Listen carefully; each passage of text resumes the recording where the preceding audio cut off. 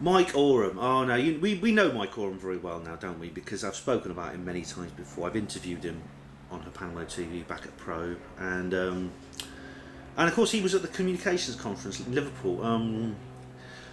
He's basically did his. He came on and he talked more about his own contact, which again it goes back to a very young age. He's had contact with people he calls the beings of light, and they come in several different forms. And they appeared in his room as a tiger once. So in the same way that Simon Parkes saw an owl, Mike saw a tiger.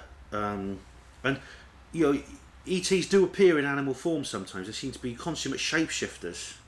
Sometimes they appear as half animal, half human. Therianthropes, as Graham Hancock calls them.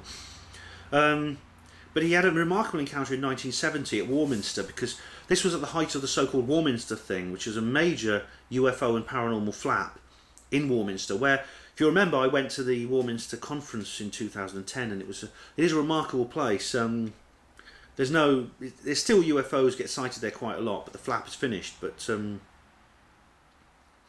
he talked about an interview he did with a man who in 1964 had a remarkable encounter in Longleat Forest, which is near there.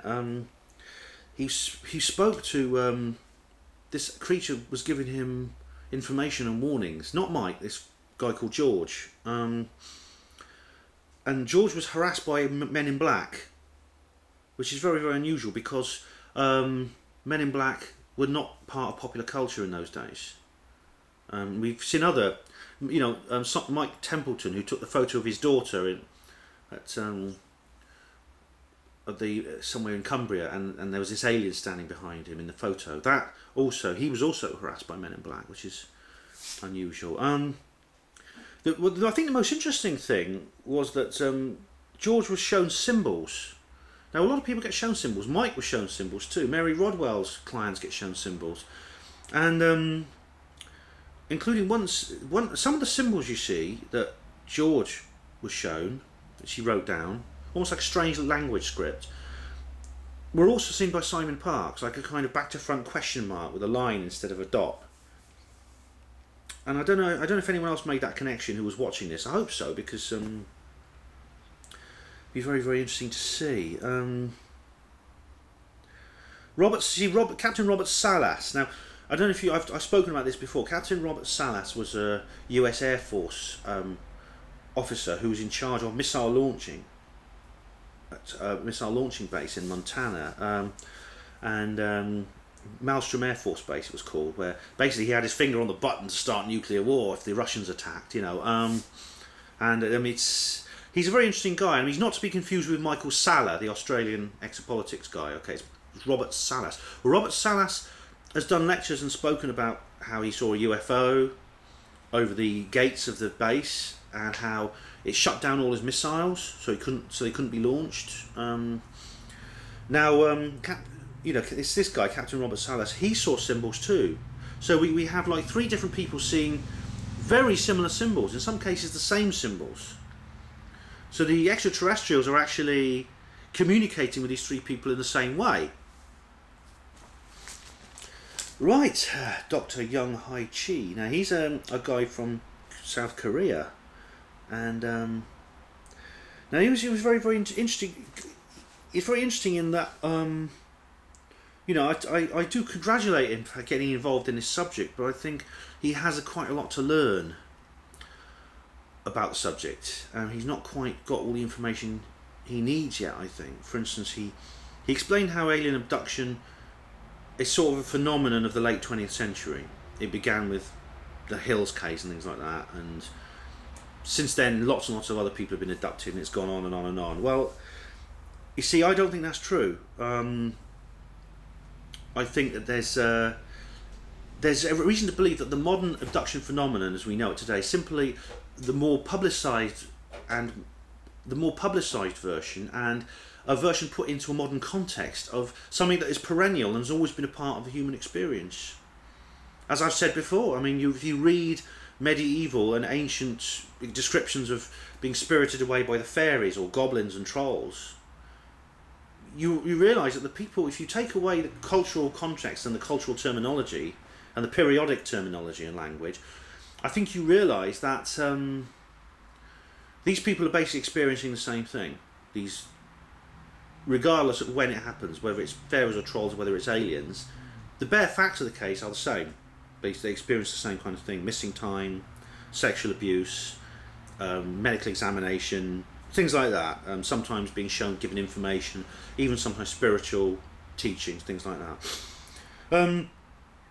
Well, again, I mean, Dr. Young Hai Chi, he assumes that the classic extraterrestrial hypothesis is true, which I don't necessarily agree with. I think there's very, very limited evidence to actually say that these are beings from other planets, and David Hodian talks about that of course, in his own lecture with Chantal Piper. He says, well, what are they, angels or demons? As the title of his go, angels or demons or associated phenomena. I mean, Richard Dolan and Bryce Zabel talk about this in their book AD. There's a very, very long list of theories of what these beings could be, what these entities that are in communication with us could be. These entities whose craft we see in the sky. There's a list of about a dozen different things they could be, and of course they could be all of the above, or none of the above. So I think, again, Dr. Young is jumping to conclusions here. Now, what he says is that the ETs began this abduction during the deterioration of the environment due to the environmental crisis. And that basically they're producing a hybrid race. This is his theory. They're producing hybrids in order to try and either repopulate the Earth if the environmental crisis becomes a complete catastrophe, or maybe sort of to start life on Earth again afresh on a new planet. Basically, to take the DNA from all the creatures and start them again on a new planet. Now, there's some problems with this theory.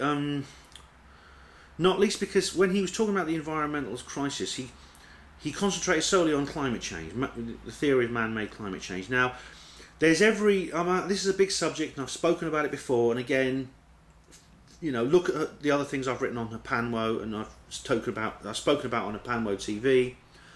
But there's every reason the environmental crisis is not what it seems, all right, to be. Firstly, it's not something that is being done accidentally through humans emitting carbon dioxide.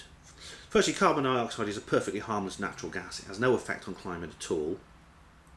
Secondly, there's far worse. There is an environmental crisis, all right, which is, I think, it's caused by things such as pollution of chemicals, pollution by radiation, erosion of topsoil, the poisoning of the oceans. That is very, very real, and it's not. And thirdly, a lot of it is deliberate. A lot of it is being done deliberately. Either the Illuminati are doing it themselves, or they're manipulating and controlling us into doing it by forcing us to use archaic fuel sources like fossil fuels and not giving us free energy, and also forcing us to use or manipulating us to use archaic and destructive farming methods when there are perfectly natural and harmonious farming methods that could easily replace them and would be much better. As I say, it's a big subject, and you'll have to do some background research into other things I've written on HPANWO. But if you follow the links, I can't put links for everything, unfortunately, but I'll try, and if I put some, you'll be able to find it anyway. You will be able to find it. Now, another thing, Miles actually came up and asked a question of him, the question was actually already in my mind, and I was harking back to David Griffin's speech about the nano oil, which, if you remember from Liverpool, it's connected to the Berserk thread about the Gulf of Mexico disaster and the secret naval battle that went on, and this strange oil, the strange substance that was picked up, and about how it was also in the Falkland Islands, and how when the war was fought, they attacked a base which had this nano oil on it, where these blue aliens were, and how these Marconi scientists were dying. It's important that you look at. If you go back to the Liverpool my Liverpool reportage and have a look at that, you'll see it, or you'll see more details about that. And also, I recommend going to the AMMACH site, Megawatts 1066, and listening to David Griffin's interview on there. The big subject anyway, but I think Dr. Young should be congratulated for for having a mind open enough to even consider contacting AMMACH, because you can just imagine what his colleagues are saying. You imagine what his fellow academics are saying about him now. And you know, to do what he's done obviously takes guts, and it takes a very open mind, and it takes an open mind, and it takes a rock hard pair of balls, quite frankly. So well done, Dr. Young, for that. But I think you don't see the big picture yet, and you have a lot to learn. But obviously, you know, with an open mind like yours, it won't be long before you do learn those things. So well done, thank you, interesting speech.